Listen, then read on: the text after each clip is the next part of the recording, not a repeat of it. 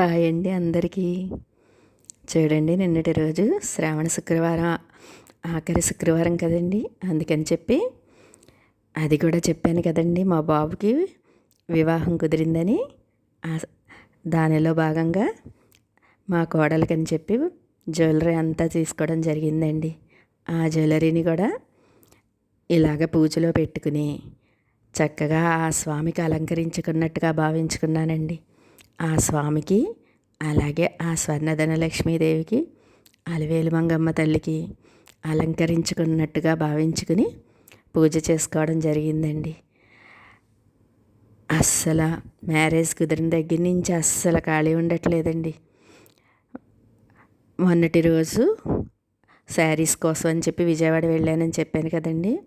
అక్కడ శారీస్ తీసుకోవడం, అలాగే బ్యూటీషియన్ మాట్లాడుకోవడం, మేకప్ కోసం అని చెప్పి కోడలికి, అదేవిధంగా ఫోటోగ్రాఫర్లు మాట్లాడుకోవడం, ఇలాగా అన్ని పనులతోటి అస్సలు ఖాళీ ఉండట్లేదండి. ఇదిగోండి, ఈ విధంగా చక్కగా శుక్రవారం పూజ ఎంత బాగా చేసుకోవడం జరిగిందోనండి.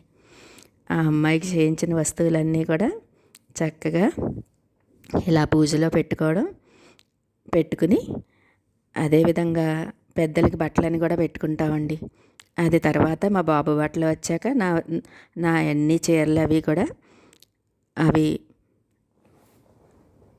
వర్కులు అవన్నీ జరిగాక, బ్లౌజ్ వర్కులన్నీ చేసుకున్నాక పెద్దలకి బట్టలని పెట్టుకుంటామండి. అప్పుడు కూడా మీకు నేను చూపిస్తాను. ఈ విధంగా పూజ అంతా ముగించుకుని, ఎప్పుడు చెప్తాను కదండి, బయటికి వచ్చి చక్కగా ఆ గ్రామదేవత మావుళ్ళమ్మ తల్లికి నమస్కారాలు తెలియచెప్పుకుని, అలాగే సూర్యనారాయణమూర్తికి సూర్య నమస్కారాలు చేసుకుని, గోమాత ఉంటుందని చెప్తాను కదండి కుండీలో, ఆ గోమాతకి నీళ్ళతో అభిషేకం చేసుకుని, ఇదిగోండి మళ్ళీ తలుపు కొట్టి లోపలికి వెళతామండి. అలా వెళ్ళగానే ఎందుకనో ఎంత మంచి భావన కలుగుతుందోనండి.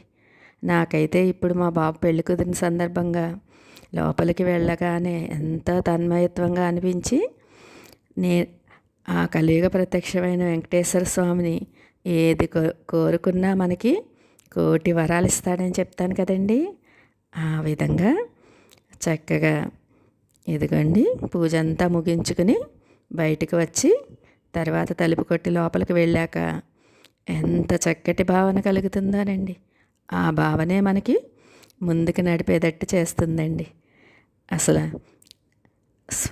స్వామి నా వెంటే ఉండి నాకు పెళ్లి పనులన్నీ కూడా చక్కగా ఏ ఆటంకాలు కలగకుండా చూడు స్వామి అనగానే ఆ స్వామి అభయం ఇస్తున్నట్టే అనిపిస్తుందండి. నాకైతే నీ వెంటే ఉండి నేను అన్నీ చూసుకుంటానని చెప్తున్నట్టు అనిపిస్తుంది. ఏదైనా సరే మనం పూజ చేసుకున్నాక ఆ భావనే ముఖ్యమండి. చక్కగా మనం ఏది కోరుకుంటే, ఎంత మంచిగా కోరుకుంటే అంత బాగా జరుగుతుందండి. అసలు మ్యారేజ్ కుదరడం కానీ, అలాగే కళ్యాణ మండపం కూడా కుదరడం కానీ, భీమవరంలో కోట్ల కళ్యాణ మండపం అని చెప్పి మా బాబు ఫ్రెండ్ రమేష్ అండి, ఆ అబ్బాయి చక్కగా మేము కళ్యాణ మండపాల గురించి తర్జన భర్జన పెడుతున్నామని చెప్పి మా కళ్యాణ మండపం తీసుకోవచ్చు కదా అని చెప్పేసరికి ఎంత ఆనందం అనిపించిందోనండి.